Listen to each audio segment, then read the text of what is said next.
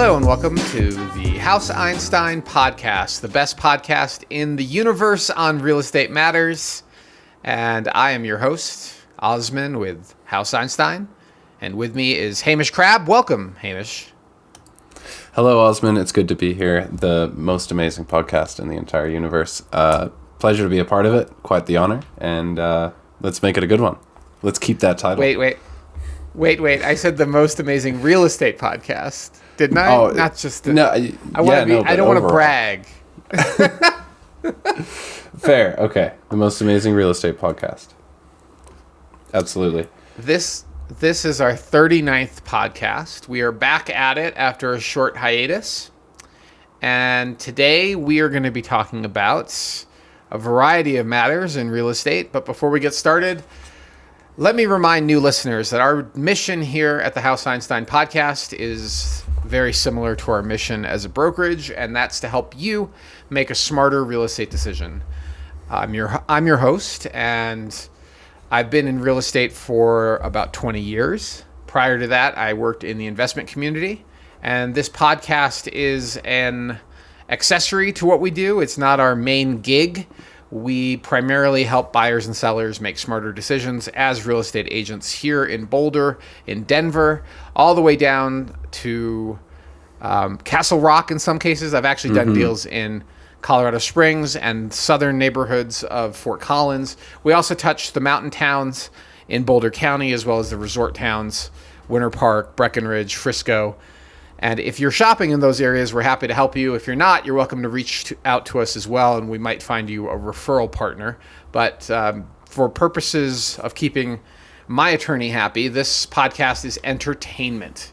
And that means please don't sue us if we give you information that you then go to buy or sell real estate and you're unhappy with the results. This podcast for you is entertainment. If you happen to be a client, just reach out and call us. We are here to serve you. You are our number one when it comes to priorities.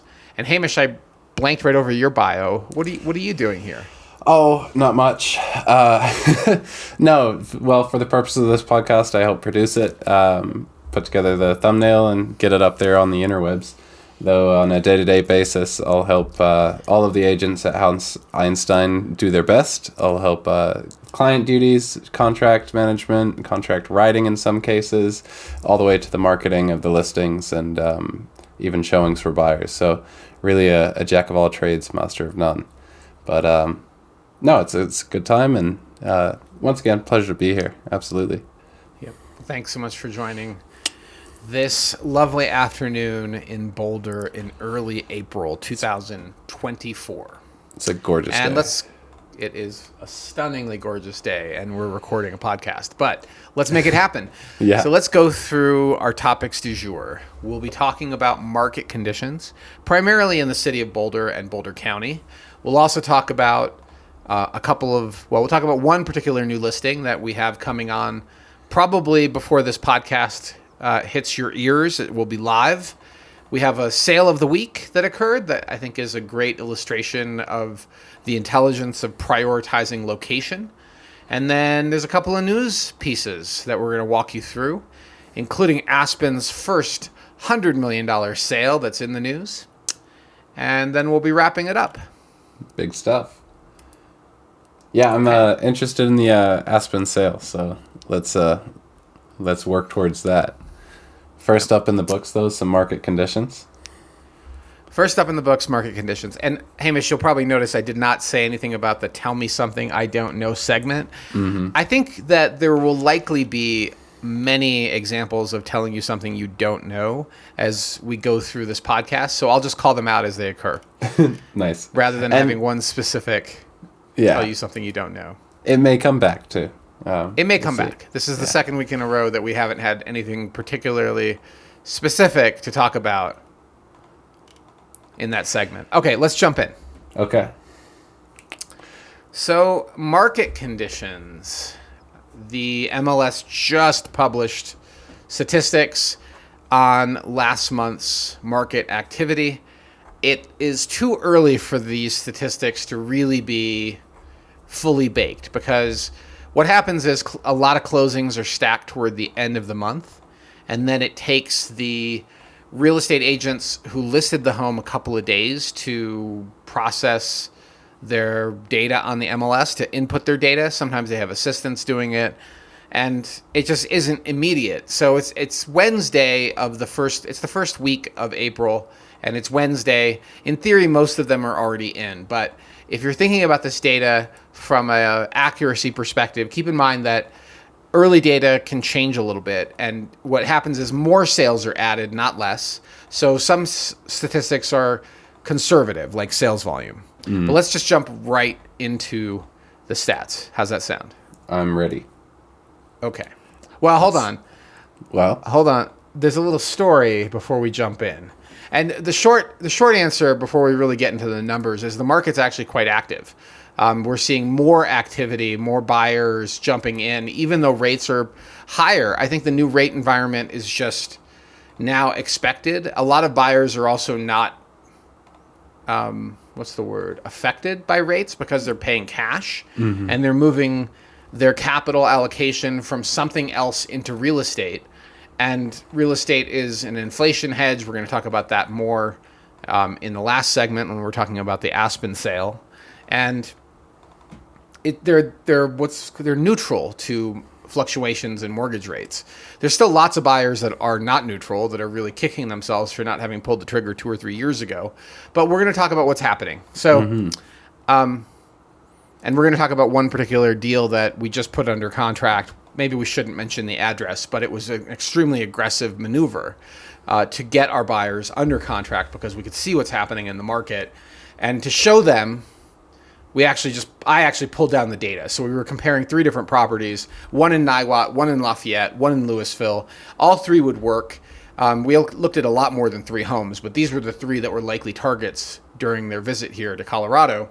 And they're data scientists. They like to see the numbers. And so we were thinking about offers on 2 different listings, and I pulled down the data in the neighborhood for other sales that occurred in the last 12 years. We looked at the over-under, so to speak. We looked at how many of those homes sold for less than list, how many sold for more than list, and what the median negotiated premium or discount was. And then we also looked at how many other homes that really would have been worth writing an offer on in this neighborhood appeared. And for the new house in Lafayette that we decided not to offer on, there was nothing in the last 12 months that was comparable that sold. It's the only listing in 12 months in this particular block of, say, 200 houses. And in Louisville, there were more sales that were comparable, and the Louisville sale was much more, the Louisville listing was much more in line with what they were looking for, particularly because they wanted to downsize. So we focused our attention on that one rather than the one in Lafayette. But in both cases, we looked at the median sale price, how much over list people had been paying or under list, which ones sold for more than the list, which ones sold for less, locations and updates and all of those things to better advise them on how to win this property. And we went in early, very early in the listing period, even before the listing period, honestly, aggressive. And we made an offer the seller couldn't intelligently refuse. There was no dead horse in their bed. But it's the kind of offer where you're the listing agent and you're like, look, it's above what we thought we were going to get you.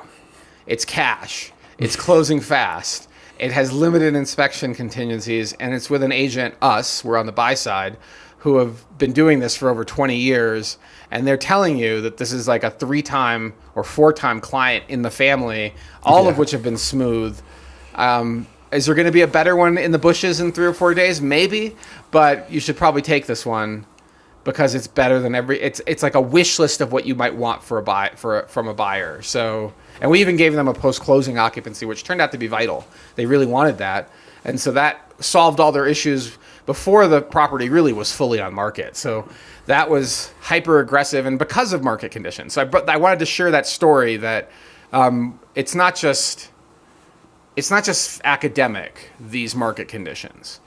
That it's interesting to look at the county and it's interesting to look at the city, but if you want to get actionable data, you have to look at a target property, and then you have to look at the comps in the last 12 months, and you have to look at the active competitors that exist today, and then you formulate your strategy based on that market intelligence, and that's actionable information. So that's why I put that aggressive behavior bullet on there, Hamish. I wanted to share that there's a drill down, and now what we're about to talk about is the 40,000 foot level. Well, off the back of that too, we talked very early on in one of our podcasts about opportunity costs. And when you go and look at other properties that have sold in that neighborhood that are comparable and see how frequently they tend to hit the market, that gives you a good idea too, right? And also factors in. And so it was quite cool revisiting that this year. Actually, we're at a year anniversary with the client that we were discussing that with last year. Oh. So I'll let you know after the pod. I need to reach out to those clients on 4th Street in Newlands. Yep. I know exactly what you're talking about. And I hope they're listening. They're lovely people, the same sort of analysis. And it's sort of a strange interpretation of opportunity cost because it isn't about money already spent, which is classic opportunity cost. It's really addressing future opportunity cost. So you look at the last 12 months and you ask yourself, all right, there were 20 sales in the last 12 months of this property type, price range, and location. Of those, maybe there were 5 worth buying, and I've got one in my sights, in my gun sights or whatever you want to use, my target range. I'm looking at one. I'm looking at one now, and I'm thinking about offering. And how much am I going to kick myself if a better house appears next week? Well, there were 5 other houses in the last 12 months. Of those 5, where does the one I'm about to write an offer on rank? And if it ranks high, you're probably pretty confident you're not going to see a better one show up. So that should guide your aggressiveness in terms of offer competitiveness, price, contingencies, closing dates, all those things. Yeah, exactly. All right. Thank you, Hamish, for bringing up that concept. No problem. Okay. Being said. Okay, so that being said, so let's start at the county level. And we're only going to talk about Boulder County and then the city of Boulder, and maybe we'll talk about one of the L's, like Lafayette. But we also cover Denver and all the neighborhoods in Denver. I want to be clear about that. Like, I tend to focus on Boulder just because it's a city I know and love and have lived in for 20 years. But we do plenty of deals outside of the city of Boulder. We just can't have a 3-hour podcast to talk about market activity in every city in the Front Range. But we have the data, and we certainly can walk you through what's going on if you are a client or a prospective client. All right, so let's talk about Boulder County first. And I think I don't know if I should share. Let's just skip sharing screen and jump right into it. Boulder County. Hold on a second. There we go. Boulder County. So this is March data. Detached property only. I guess I'm going to go ahead and share screen. I don't know why I can't share screen. It's the same little charts that they actually have buttons to share. But the intention is you're supposed to be sharing this data with prospective clients or active clients. I think we are. So I'm going to go ahead and share screen. And if the president of the MLS has a problem with it, she can call me. They've called me before, and they can call me again. It's not the first time I've had my hand slapped, but I think it just makes sense to share screen. So here we are. All right. This is what your agent, if they're licensed and pay for the MLS, have access to. And in northern Boulder, northern counties, in Broomfield to Fort Collins, it's pretty much all IRES. And starting in Broomfield, it tends to switch over a little bit to ReColorado, but the database, in theory, is pulling from both. We typically see some small inconsistencies between ReColorado and IRES data, just 100% to be clear on that. So when we focus on Boulder counties and Boulder County and cities in Boulder, I use IRES. If we're focusing on Denver, I switch to ReColorado because, in theory, the data is better. And at the end of the time period, after a few weeks, they should match up. But they don't always. And I don't always know why. But here we go. Boulder County, detached property only. New listings. 355 new detached single-family houses hit the market last month. That's an increase of 3.8% year over year. Homes for sale. This is total active inventory. We were at 486, which is up 7.4% year over year. Under contract and pending. This is the property that someone wrote an offer on and they, in theory, can't sell it to anybody else. There are 308 in March under contract. There were 308. That's an increase of 27% year over year. That's a really large increase. Yeah. And it's March, which is not a thinly traded month. So we're seeing a very significant increase in March. In February last month, the question is this a trend? Last month there were 243, and we back it up to February of 2023, 243 over 202, 243 over 202 minus the 1. That's a 20% increase last month. So last month we saw 20% year over year. This month we're seeing 26.7%, or call it 27% year over year. So that's a significant increase in pending sales. Well, hold on. I guess I should back up. My scientists are going to hear the word significant and ask me if I did a statistical analysis and what does the P equal. And sorry, I shouldn't have used that word. It's a major increase. It's a likely significant increase. The sample size is large. I think that if we dumped this into our charts, you would see that it was outside of the standard deviation. I haven't done that yet, but I will if you really want to see it. Okay, closed sales. Just for funsies, because we like our data and we love our data scientists who appreciate the standard deviation bounds. Okay, 11% increase in total sales volume for single-family houses, detached houses in Boulder County last month. So 246 houses sold, an increase of basically 11%. And days on market. This days on market data, I'm not a huge fan of because it tends to be inaccurate because agents refresh listings. So I'm always hesitant to report on days on market. I just happen to click through, and now we're looking at it. So I'll tell you about it. 34, an increase of 13.3% for single family houses for the median. And then let's jump to sales price, which I have much more faith in as actually being statistically valid. $805,000 was the median sold price, which is a decrease of 10.3%. And we should always look at, if you're going to look at that, you should also look at price per square to see if that lines up too. And price per square is very similar, 10% down year over year. So compared to a year ago, sale prices are down and sales volume is up. And pending is up. So if you're still sitting on the sidelines waiting, I mean, you could see you were so smart. You didn't buy in 2022 when prices were $400 a square that month, shockingly. You didn't buy in February where it was $347, and you didn't buy in April when it was $354. You waited, great. And now you have an opportunity to buy in the low threes. Are we headed lower? I don't think so. Not when sales volume is rising. And homes for sale are only up 7.4%. New listings are only up 4%, but under contract is up 27%. So prices are a function of supply and demand, people. And my armchair, better than most qualified opinion, is that you're looking at more activity. And if rates start to drop, which everyone says they expect, this could be quite a opportune time to lock something down to buy. Hamish. Yes. I know you got something to say, so I'm gonna stop sharing screen so I can see what you look like again. There you are. It's me. It's my face. So a few thoughts. I'm thinking, when rates were initially rising in 2022, we were talking a lot about sellers being a little bit less interested in listing their homes unless, say, change of life circumstances. Those things you can't necessarily control 100%. I could list, divorce, job change, death and family, big things, marriage, if I'm trying to choose an optimistic thing.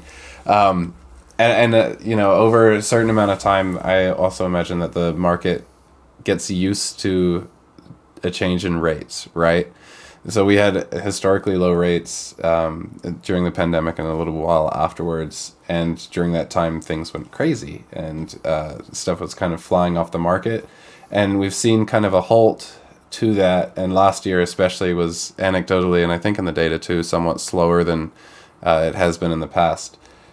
To me, it appears that the market right now, everybody's kind of adjusting to what the rates actually are. And we have more inventory than we usually would. I think a decent amount trailing over from 2023. And then also, I'm curious too if this is kind of like, at this point, sellers I'd rather sell just because I like to sell rather than their hands being forced by a change of life circumstance. Yeah, my musings. My thoughts. Well, all of it is accurate. People, you got to your TED Talk. Yep. People do tend to group their real estate purchases around major life decisions. And it's a lot of money. It can be incredibly stressful. That's one of the reasons people choose us as a team, is we help calm them down. We don't rely on a bunch of smoke and mirrors to convince them to buy or sell. And most of the time when people are selling, I'm telling them, are you sure you want to sell? Because you own real estate in one of the safest markets in the country. What are you going to do with the money? And I'm always curious what they're going to do with the money. Every listing appointment, for the record, listeners. Osmond does actually ask this. Where are you investing the money? Because I want to know where they're putting the money, because I might want to co-invest too. And usually it's life change driven. Like, we have a new listing coming up at Gold Run, and buying something in Winter Park that could occasionally be used by the owner for their own use. That is something that's attractive. So. And a student rental at Gold Run is generating basically break even. Not really exciting as an investment. It was sort of a hedge for college students that were owned. College students of the owner, right? Like, if they're going to go to CU, better to pay me than pay a slumlord, or have no payment for the mortgage, for the rent. Anyway, Hamish, you're absolutely right. We're tracking. I agree with you completely. It's major life changes. And the thing that I keep talking about, and I heard Barbara Corcoran was just talking about it too, and that is there's a buildup of pressure, like Augustus Gloop stuck in the Charlie and the Chocolate Factory pipe of this activity. People Quite the visualization. People have put it off, and pressure is building. And they put it off because rates were too high.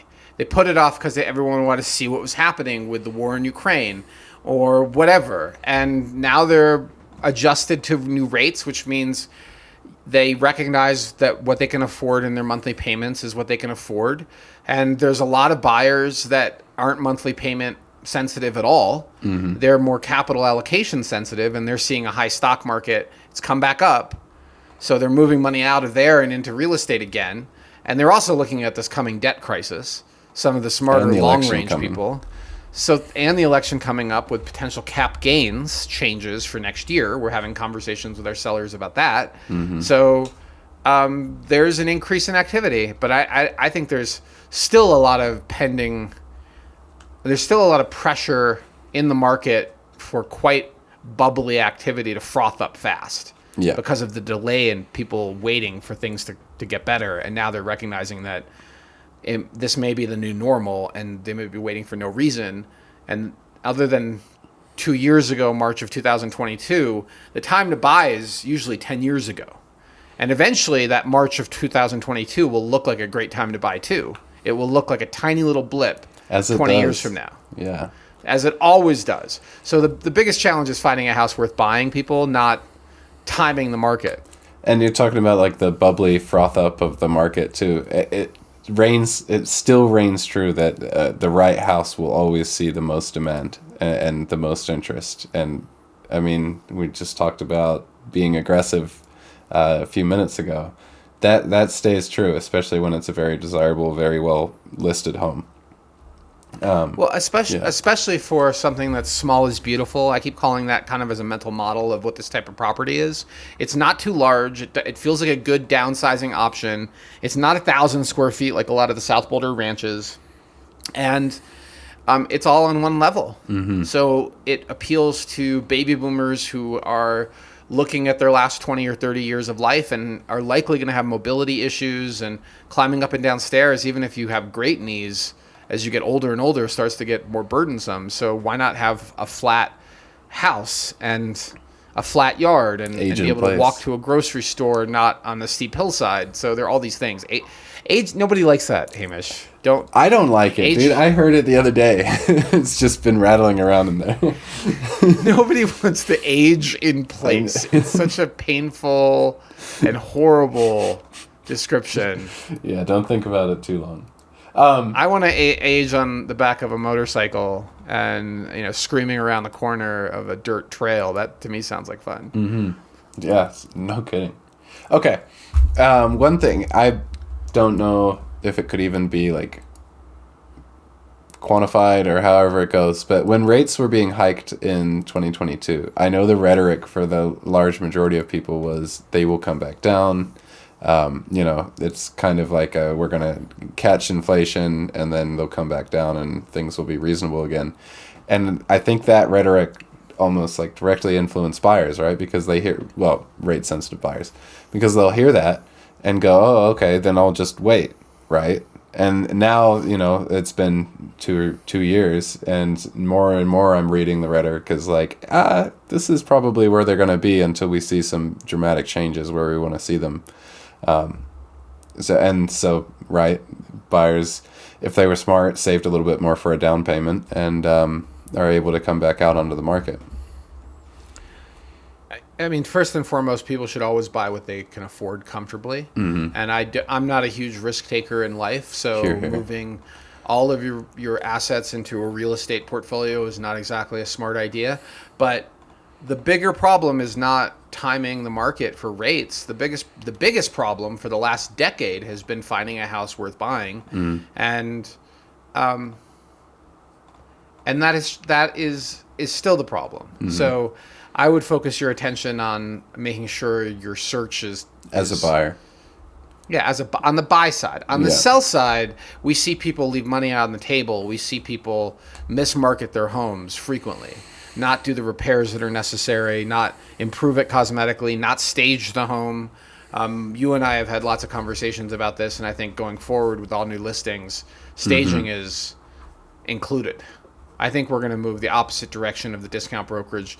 Especially once the buy side changes come into play, let the buy side agents that don't know how to justify their value fend for themselves, and let's upmarket our sell side because there's more unrepresented buy side buyer. There's more unrepresented buyers, right? And if they're unrepresented and they knock on our listing door because our house looks so amazing and it's priced right and everything is addressed, marketed the heck out of it, and they show up and they're like, oh my God, this house is so beautiful. Our job as this listing agent is to maximize the sale price for the seller, period. And if they tell us compromising information like, oh my God, we have to have it because the kids are going to be in school and my grandparents are right across the street, and then they're like, we could have bought something at 1.5 million, but I think this $1 million listing is what we're looking for. My answer is, there's been so much demand in this property.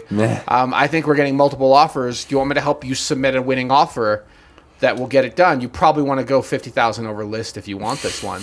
And I'm sorry to do that, okay? But that is my job. Fiduciary, for the seller, representing their interests exclusively. That's why people hire buy-side agents, is to not get fleeced by the listing agent.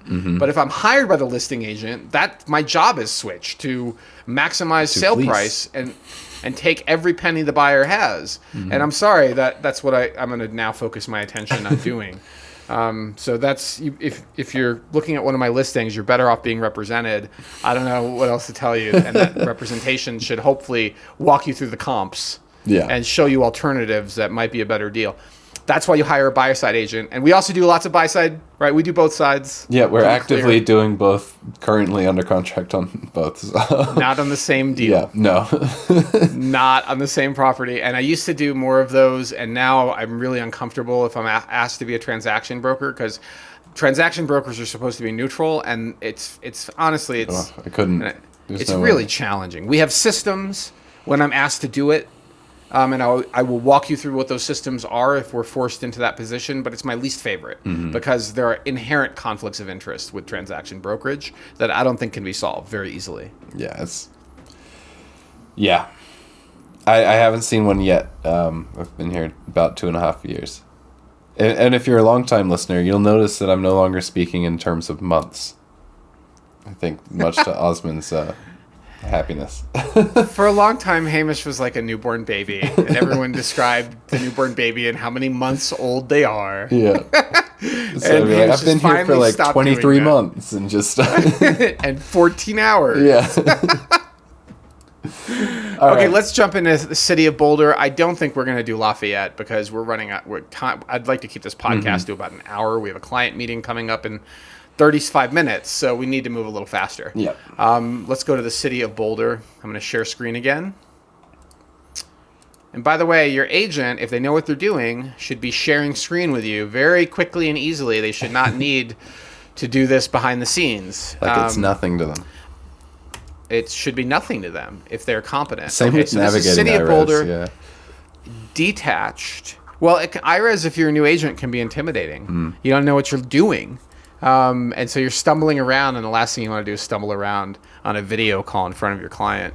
But 20 years of manipulating this thing has some benefits. Okay, new listings. City of Boulder, 124 new houses hit the market last month. That's brand new listings to the market in theory, although some of them will be refreshes. 10% less than March of a year ago.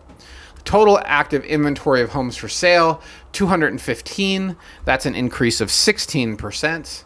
And then the percentage under contract, there were 83 houses last month of March, 8% year-over-year increase in pending sales. And then sales volume dropped pretty hard, 25% less than a year ago. Only 58 houses sold last month. And last week, we walked you through the percentage under contract. And under $1 million, it's extremely strong. I think it was close to 60%. In that $1 to $2 million, it was still pretty strong, roughly about 50%. But the moment you cross the $3 million tranche, it dropped to 9% of those homes are under contract. So it's a buyer's market above $3 million in the city of Boulder. And any agent that tells you differently doesn't know the data or is lying to you for some other reason. Okay, so that's a decrease from February, from last month. But keep in mind, not all the data's in. So we'll see. This number could get better. And then when we look at March of last year, we had 78 sales March of last year. February, we had 46. So February had a pretty big increase year over year, 46 to 66. And this month, currently, we're at 58 until all the title companies clean up this data. But I mean, it may only go up a few houses. We'll double check in a couple days and see how it looks. I'm going to skip days on market because I'm not a huge believer in this database, but we'll jump to sale price.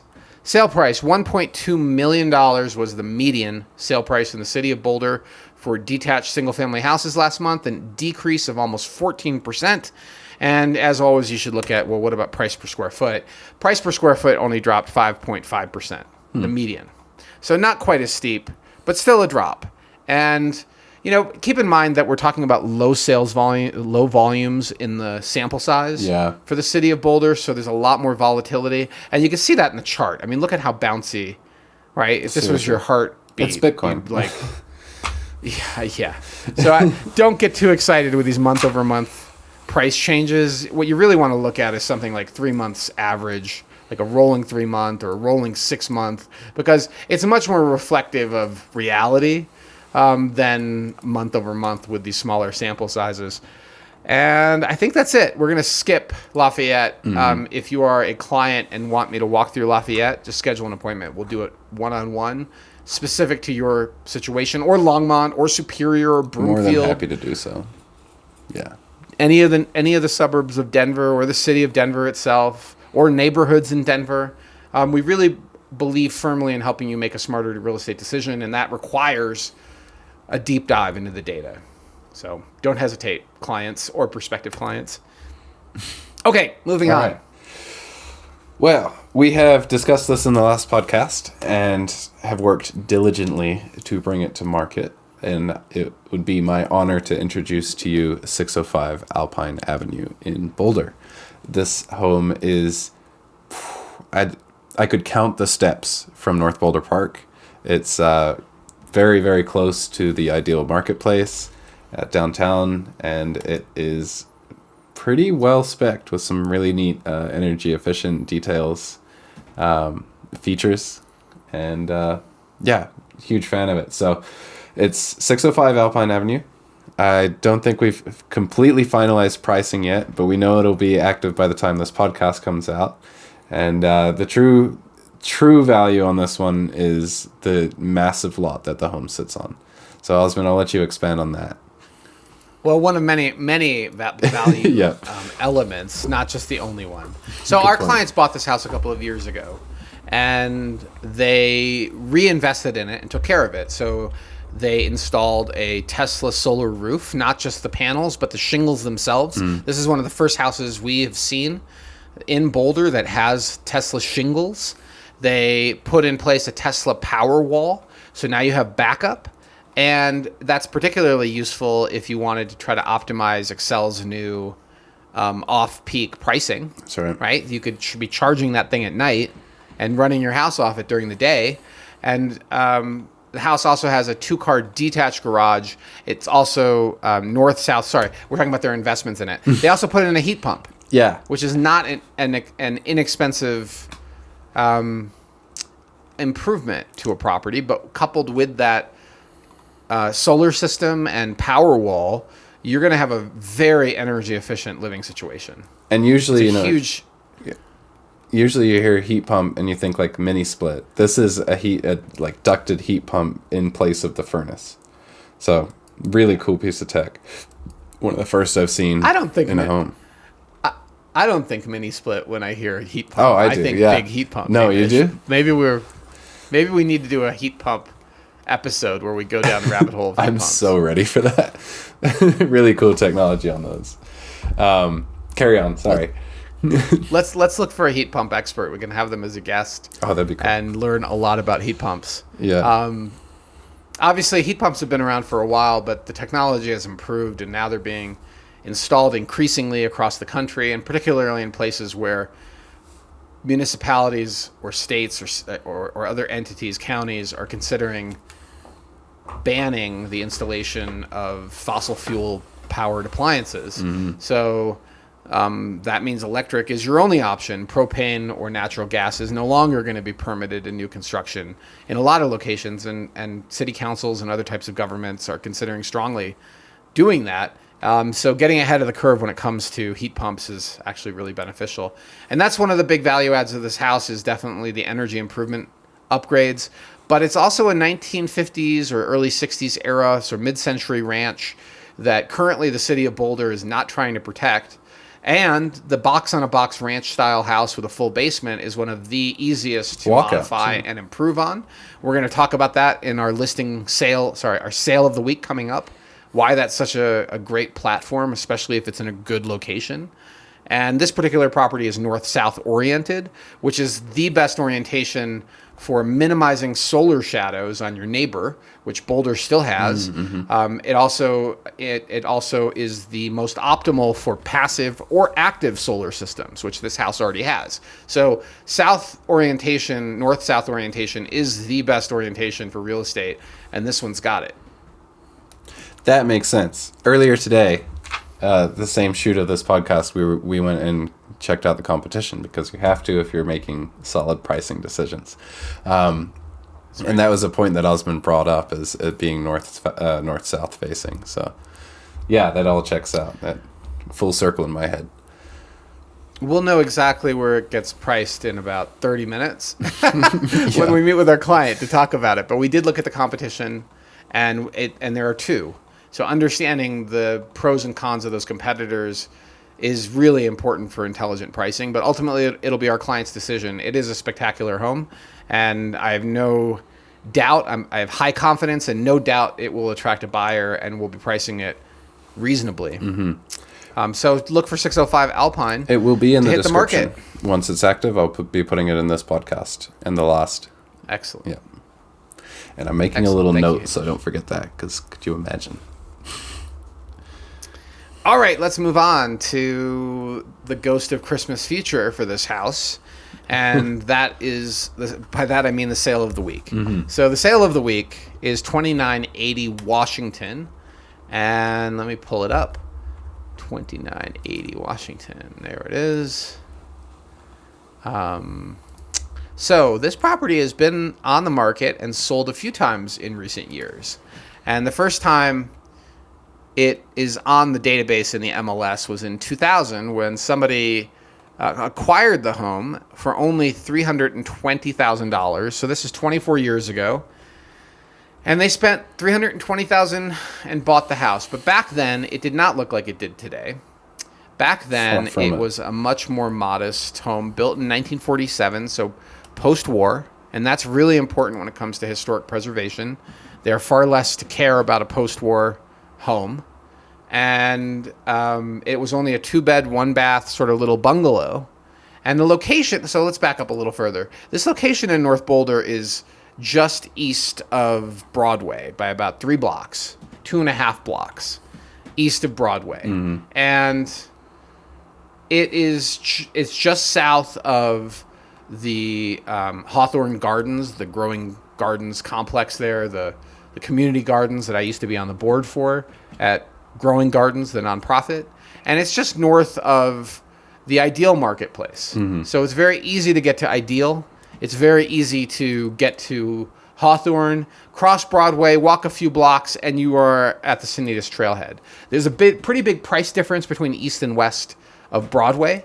So this location is perceived as a value compared to, say, Newlands, where a similar home might be $1 million higher in some cases. Not the current home, but what it looked like. Sorry, not what it looked like in the 24 years ago. But today, this house could be a million. As it sits today, could be $1 million more. Now let's talk about the listing history. So somebody bought it for $320,000, and they owned it for a while.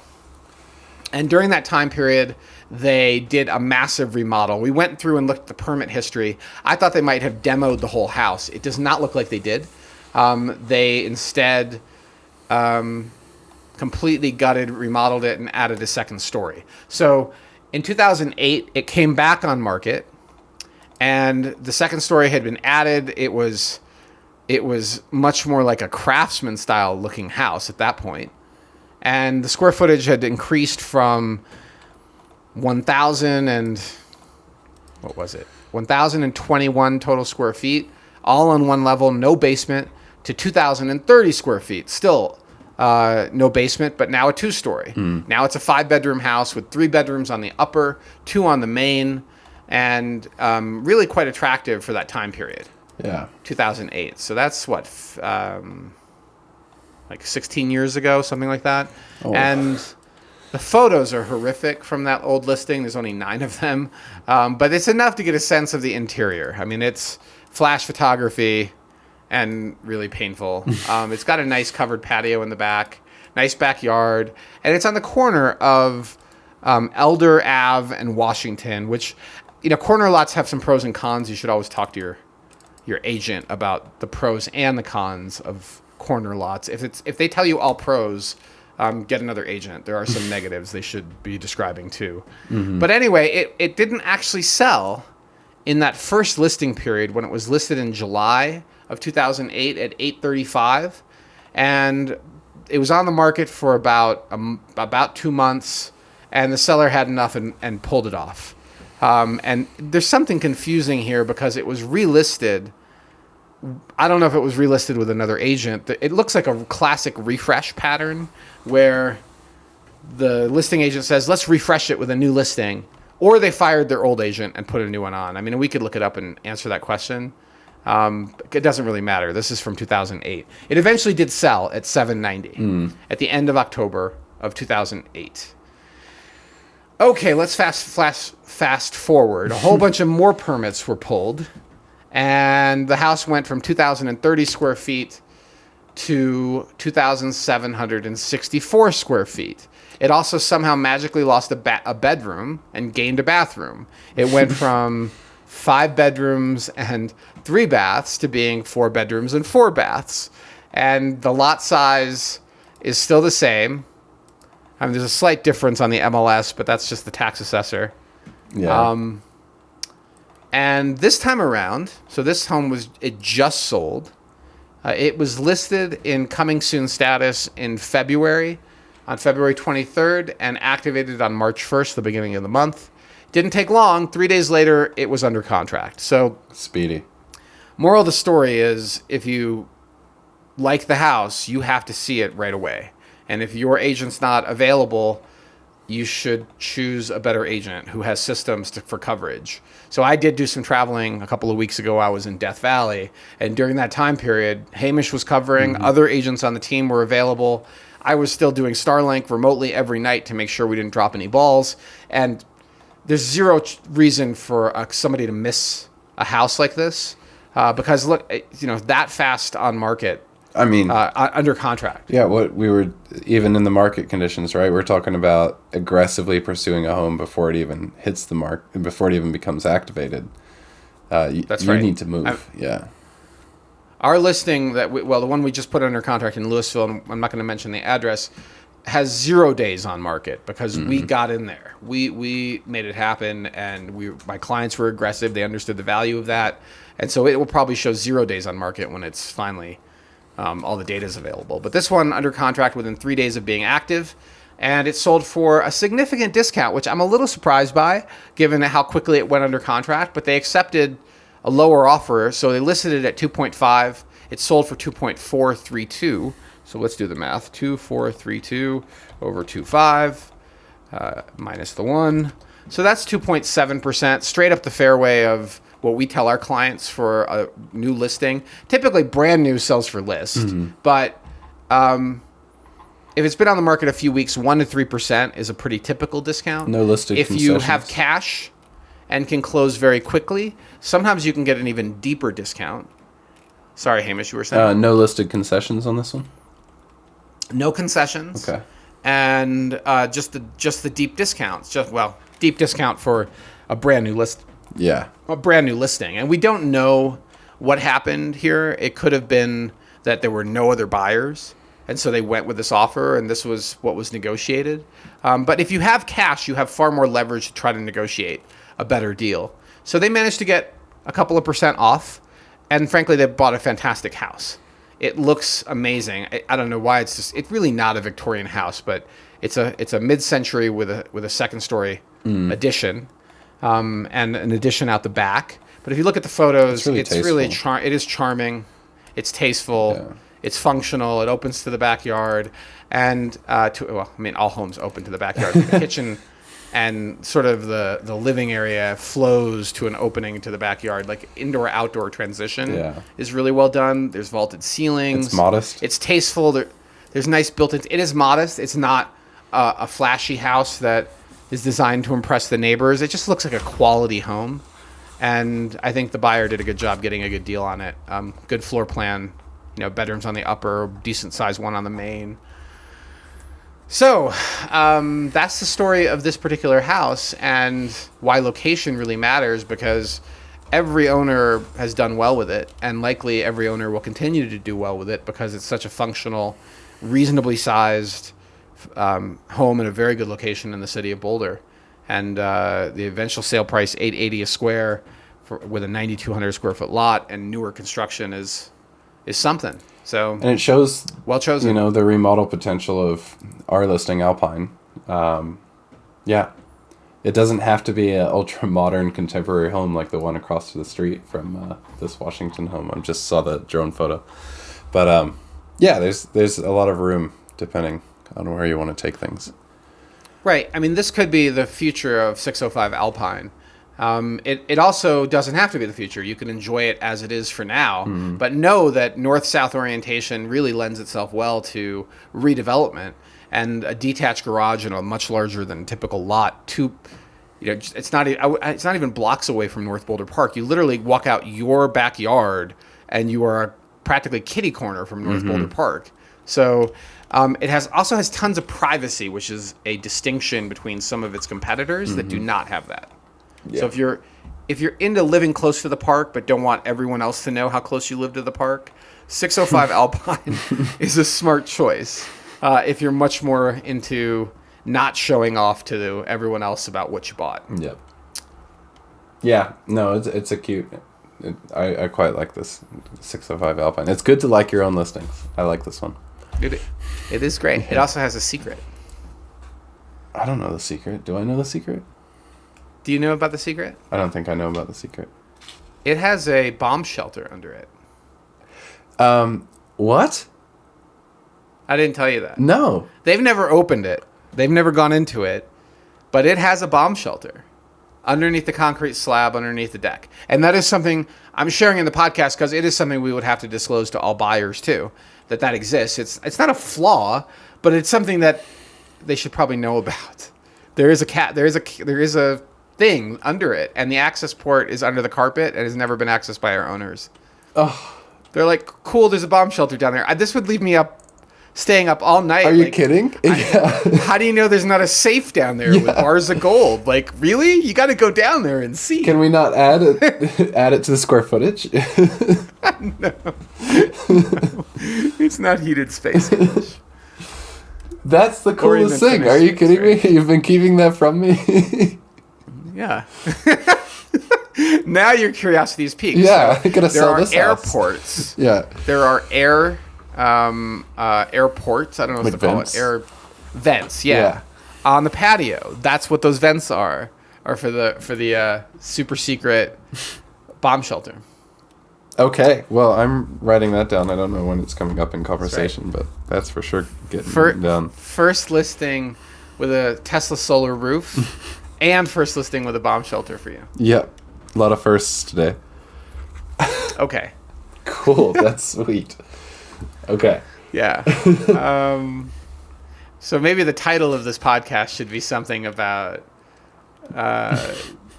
I'll let you work on it, but something that teases people about that. Yeah. Let's move on because I'd really like to wrap this up. We have a call coming up in 15 minutes. Hurtling towards us. So let's hit the news. Yeah. In the news, North Boulder could see a new townhome development. The Daily Camera has an article that was published, I think this is today. And Yesterday. If you're not familiar with this location, North Boulder, this is far North Boulder, very close to our office, and also very close to... It's very close to the Holiday neighborhood. It's south of Dakota Ridge. There's a lot of industrial stuff. This is very close to the homeless shelter and also where the old strip club, the bus stop used to be for people that have lived in our community for a while. Pretty hilariously named. I'm glad you and strangely mentioned beloved. that one. Well, strangely beloved, Hamish, because the bus stop... Literally, there was a ceremony when it finally transferred hands and was redeveloped. There were like all these old dancers that showed up and community members that were mourning the loss of the strip club. Anyway, this is just south of the Comfort Inn Suites. Just south of the corner of Lee Hill and Broadway. And they're talking about, I think, a 21-unit development. And, of course, some of the owners of the industrial businesses are very unhappy that this is going to be developed. But the writing's on the wall. North Boulder has a community plan, and the industrial use is not the highest and best economic use of these parcels of land. I'm sad to see it, too. I want more mechanics and more industrial use, more art in our community, too. And replacing it all with housing is really sad. So I feel that pain, but I also think the writing's on the wall. Yeah. So check out the North Boulder sub-community plan, Hamish. We should put that in the show notes. Okay. And the plan does say we should encourage the preservation of industrial areas, but really the plan is about more housing and mixed use that's not exactly industrial, but we'll see what happens. But yeah, this new project has been proposed, and we will see if it occurs. And the next piece of news, we'll talk about this one really quickly. So a couple of months ago, we had Ian on our podcast, and Ian was talking about representing a buyer who was attempting to purchase property that had been fraudulently listed. The seller was a fake seller. Yeah. And today the Denver Post has an article that is basically the exact same story that our client experienced a couple of months ago. We were able to keep our client from losing any money. But if you are thinking about buying vacant land, you really better be sure it's actually being marketed by the seller and not by some scammer. I don't really understand how the scammer would eventually get the money, but all it takes is a title company that misses it and thinks they're communicating with the real seller. And it happens. People do remotely list property. We're about to sell a property where the sellers are in the Netherlands. We happen to know them personally, and we represented them on the buy side. They're real, but it's the risk. if I hadn't met this, And and the seller doesn't want to get on a video call and verify identity. We've had a Even the couple of buyer. people on WhatsApp reach out to us and buy or sell and trying to get us to engage with them. They text us and then they want to move over to WhatsApp because texting the U.S. phone numbers clearly costs some money and WhatsApp costs nothing. And the moment I tell them, let's do a video call, we just need to verify your identity first, they just disappear because they're a scammer. And that podcast, if you're interested in the full story, is podcast 32. It's came out in January. Yep. Okay, let's move on to the far sexier story. Yeah, no kidding. Of Steve Wynn and Thomas Petterfee are about to hand Aspen its first $100 million home sale. So this is in the Journal. The actual address is not disclosed, but Steve Wynn is the guy that's the casino developer. Probably a billionaire. And the seller is a professional hockey player. And, Aspen real estate is its whole other thing. So back when I worked on Nantucket, we often talked about Aspen and Jackson Hole and other very high-end resort markets as benchmarks for what was happening on Nantucket. And it's the same story of a very exclusive playground for very, very wealthy people with almost no workforce housing. And it's a magical place. I mean, we used to spend a lot of time there. I used to spend a lot of time there with my ex about 15 years ago, 17, 20 years ago. Aspen. Amazing place. What was Aspen. that? Aspen. Mm-hmm. We would spend time there in the summers. So the reason I brought this article up is not to goggle over $100 million sale price. Okay, that's fine. It's a lot of money. It's a huge property. There's no argument. Okay, I think it's 22,000 square feet. Has 11 bedrooms. I just think about all those bathrooms. Like, who's cleaning those? Like, that's a lot of square footage to maintain, to heat and cool.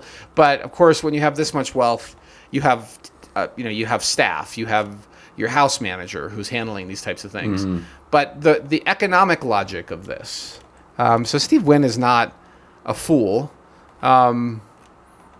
For spending $100 million in Aspen. It's not about buying or spending the way that most people think about buying and spending. It's about reallocation of capital. And it's about a lifestyle choice for you and your family and your friends while you're reallocating capital. It's not one or the other, it's both. And we are facing, as a country, a looming debt crisis. Now, you could say this is not my wheelhouse, but at this point, it probably is my wheelhouse because I spend so much time studying this stuff, and I have an MBA in finance. I worked on Wall Street. I've worked in the investment community for a long time, and one of the things I've not quite understood is how we can continue to run our country on such massive deficits, especially at a time of higher interest. It is inevitable we're going to run into a debt crisis, and it's going to happen sooner rather than later. So, what is anti-inflationary? The classic hedge for inflation is real estate. And if you're not tied, people spending $100 million, our clients spending $2 million, $1.3 million are not tied to mortgage rates. So if somebody spending $100 million is clearly not tied to mortgage rates. They don't care about rates. This is about moving money from one allocation to another. And it probably is a wise move when you know at some point in the near future, you're going to see a hyperinflationary environment, because that's one of the very few ways out of this sort of debt crisis. Right. I was reading something about the last time, and the last time the U.S., or I think they were referencing the U.S., had this type of experience, the landowners did really well in agriculture, but because of rent controls, the rental property owners did not do as well.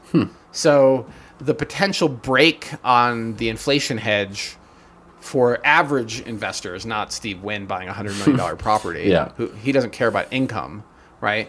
But average income property investors who are looking at this and saying, wait, in theory, will inflation continue to rise and increase the asset value of the houses? It should, but rent control could potentially be a break on that. Mm-hmm. And there is a lot of rattling and torch lighting to try to get rent control in Colorado. I think it's a disaster. Show me rent control anywhere in the world that has worked.